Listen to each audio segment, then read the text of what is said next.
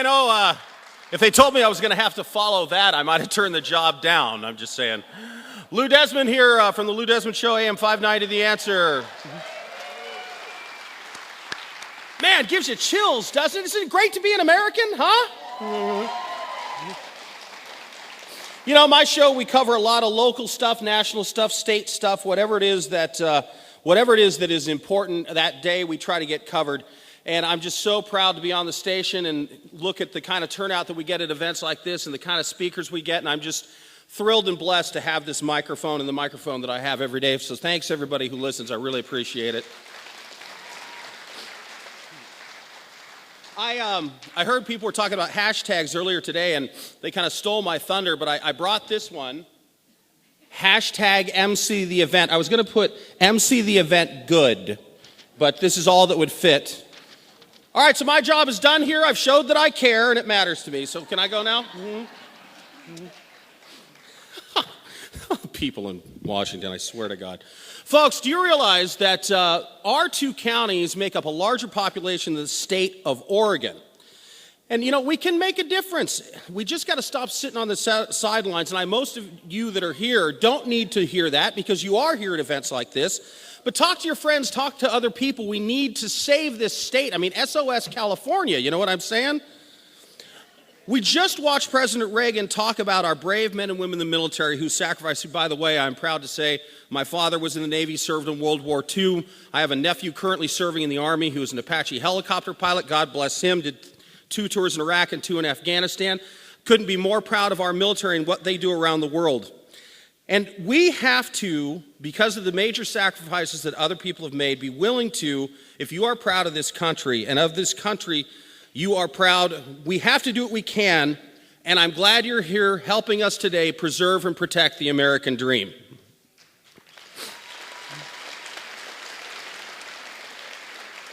One of our important IE Coalition members is We the People Rising.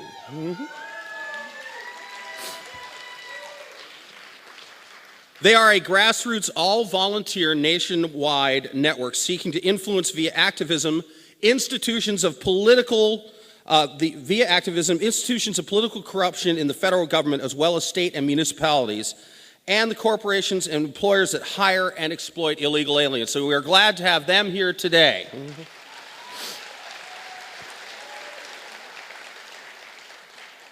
Now, the first speaker that I'm going to introduce is Pete Peterson. Pete has a real shot at being one of the first and few elected statewide Republicans in recent years here in the state of California. He's a conservative guy. And by the way, if you listen to the interview we had with him, he's a guy with a great sense of humor, which I always find important. Kind of reminds me of being Reagan-esque in a way. He's a tall, good-looking guy, well-spoken. He's got a great sense of humor. He'll be out here in just a second. Let me tell you a little bit about him. Pete Peterson first came to California when he attended Pepperdine University to get his master's in public policy. He later became the executive director of the Davenport Institute for Public Engagement and Civic Leadership, also at Pepperdine. He is a nationally recognized trainer, speaker, and advisor on topics relating to increasing civic participation in government, in decision-making processes, and explaining how technology is changing the citizen-government relationship. Ladies and gentlemen, please welcome our next Secretary of State in California, Pete Peterson.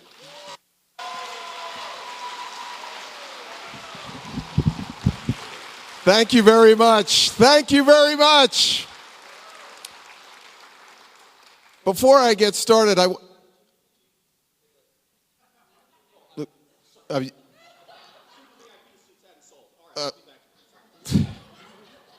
Lou Desmond, ladies and gentlemen. I want to get started by clearing up a few questions that I always hear after I have a chance to speak. I've been on the campaign trail for 10 months, and I still get 3 major questions after I have a chance to introduce myself. Number 1, my real name is Pete Peterson. It's a Norwegian thing. If you're not Norwegian or Scandinavian, I don't expect you to understand, but that is my real name. Number 2, I'm a Republican from Santa Monica. This is what we look like, folks. We're everywhere. As I like to say, whenever I leave the city boundaries, the population of Republicans goes down by 25%. Whenever my wife is with me, it goes down by half. And we're still not too sure yet about our 2-year-old daughter. You know, she still wants a lot of stuff for free. So we're not too sure which way she's going. But number 3, and most importantly, I really want to be your next Secretary of State. Now, it's this last point that seems to confuse so many people. They've seen a lot of politicians come and go, and they may have even met somebody running for Secretary of State, but they've never met anyone who actually wants to be Secretary of State, right?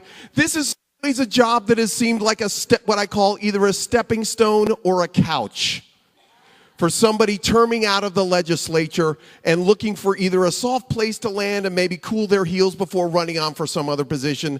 And folks, for reasons that I'll get into here in a couple seconds, I hope I'm able to convince you I really want to be your next Secretary of State. So I want to frame my remarks this afternoon in 2 ways. First, why Secretary of State and why me? So first, why Secretary of State? And I think maybe a good place to start would be making sure we all understand what the Secretary of State does. Now, you all are very civically engaged. You're an audience that probably knows the importance of the office, but it probably wouldn't surprise you to know that a lot of your friends don't even know we have a Secretary of State, or they don't even know what they do. I was speaking at an event up in Santa Barbara a couple weeks ago, and someone heard I was running for Secretary of State. A nice older woman approaches me and sticks her finger right in my chest and goes, "Mr. Peterson, I hear you're running for Secretary of State, and I want to know your opinion on the Ukrainian crisis." I had to say, "I'm sorry, ma'am, I'm not running for that Secretary of State. I'm running for California's Secretary of State." So we understand what the Secretary of State does, right? Number 1, they're the chief elections officer for the state of California. They certify ballot measures. They certify elections. They create your ballot information packet that we get that informs us or is supposed to inform us as voters. They're supposed to keep the scales of the election system even and honest. Number 2, and this is for all you small business owners out there, the Secretary of State is also the chief business registrar for California. When you start up a business, you file your papers of registration with the Secretary of State. And when businesses close up or leave the state, they file their papers of dissolution with the Secretary of State. You file your papers, your statement of information with the Secretary of State. How are we doing in those 2 areas? First, Chief Elections Officer, the nonpartisan Pew Center on the States out of D.C. recently evaluated all 50 election systems for all 50 states in America, ranking them on 15 different metrics from voter turnout to how we count absentee ballots. In 2012, California was ranked 48th in America. And in 2013, their results were just released 3 weeks ago. We are now ranked 49th. Did you know that California ranks 47th in the percentage of absentee ballots that go unreturned from our military and overseas voters? You know, almost 50% of all ballots we send to California's military and overseas voters never are returned. Do you think anyone in the Secretary of State office is really working on that problem? You know, California is the only state in America without a statewide voter database, which means unlike any other state in America, we still keep our voter rolls county by county. Now, what does that mean?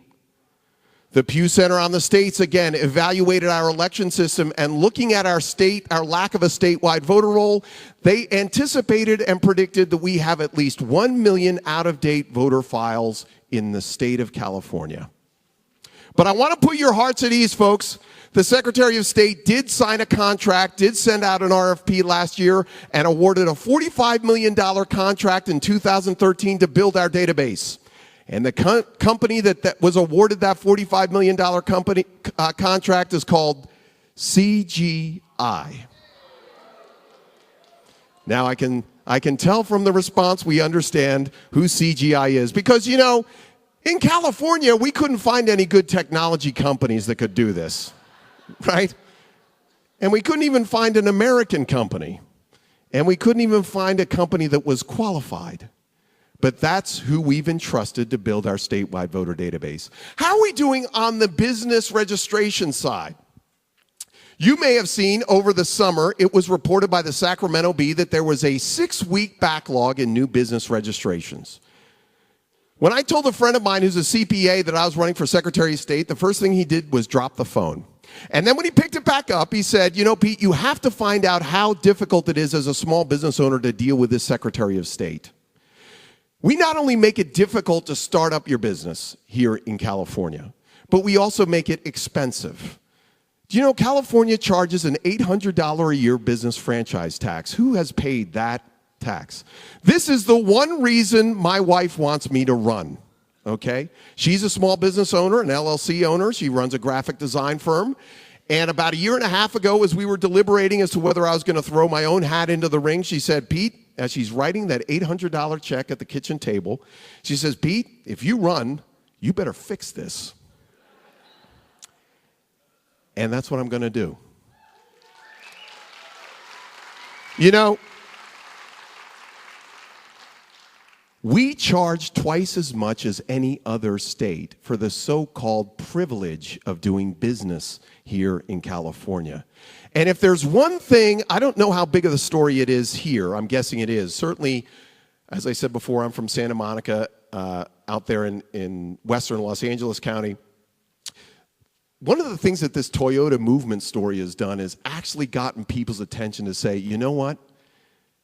It's not just the Fortune 50 companies, it is the Fortune 2,500 companies that are having a hard time here. I spoke at an event in San Diego the other day, and I was talking about how difficult we make it to start up a business here in California.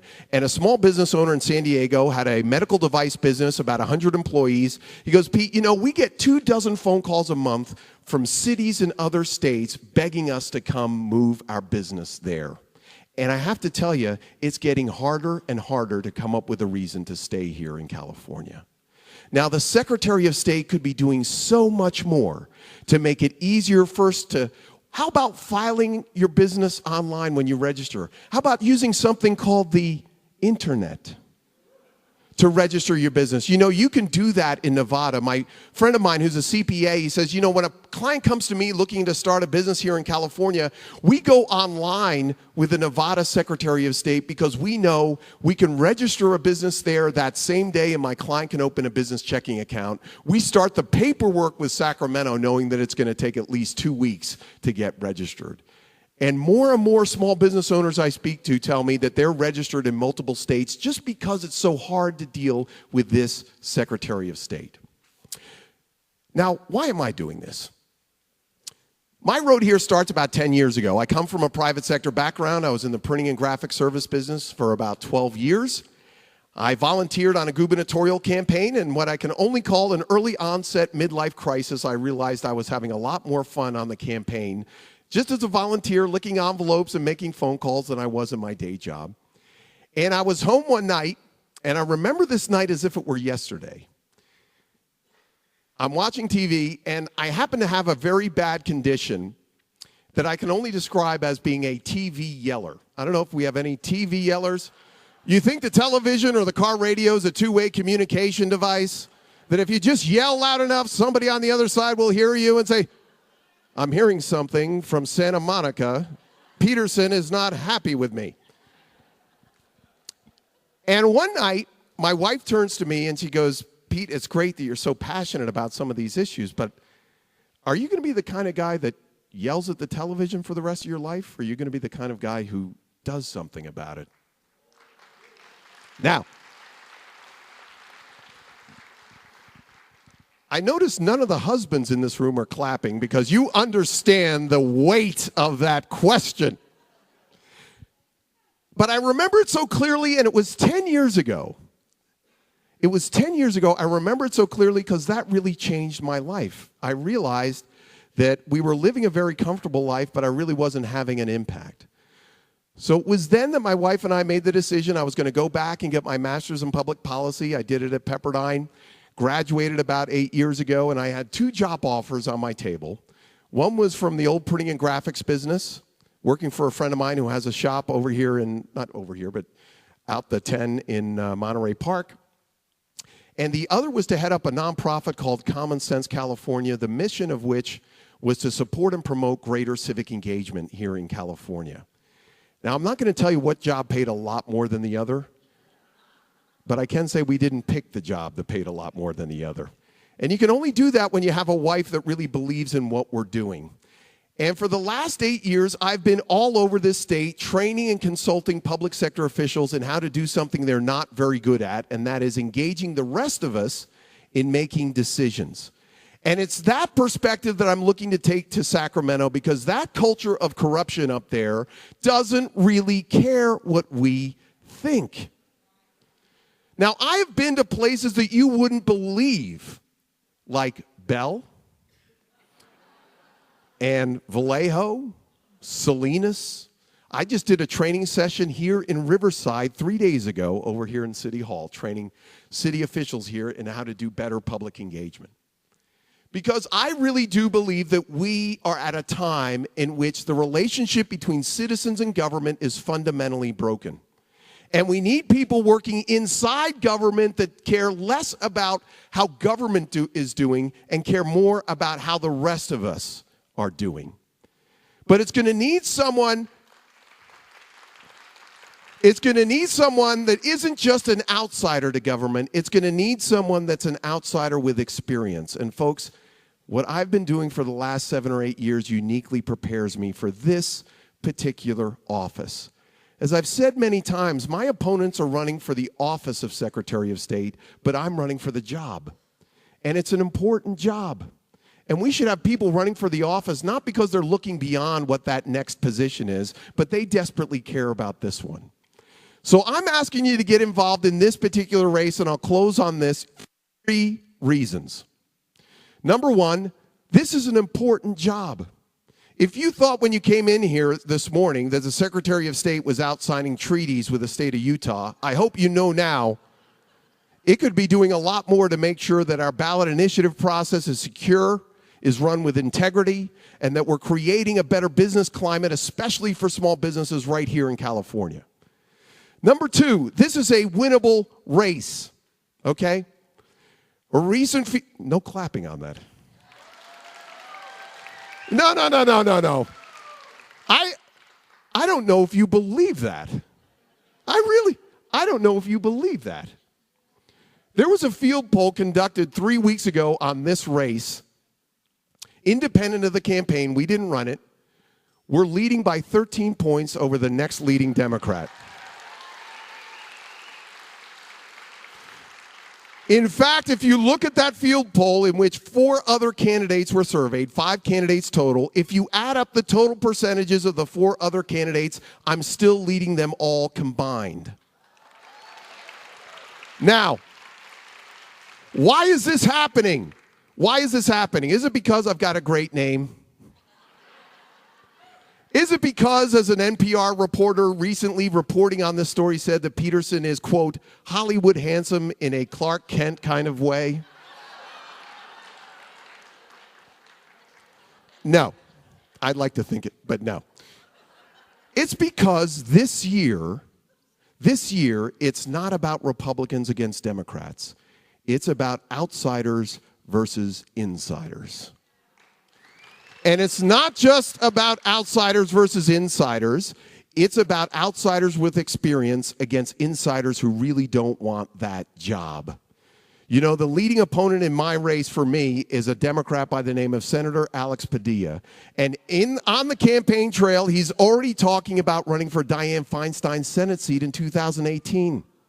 Folks, we got to stop this merry-go-round. This is a winnable race. We got the endorsement of the Los Angeles Times.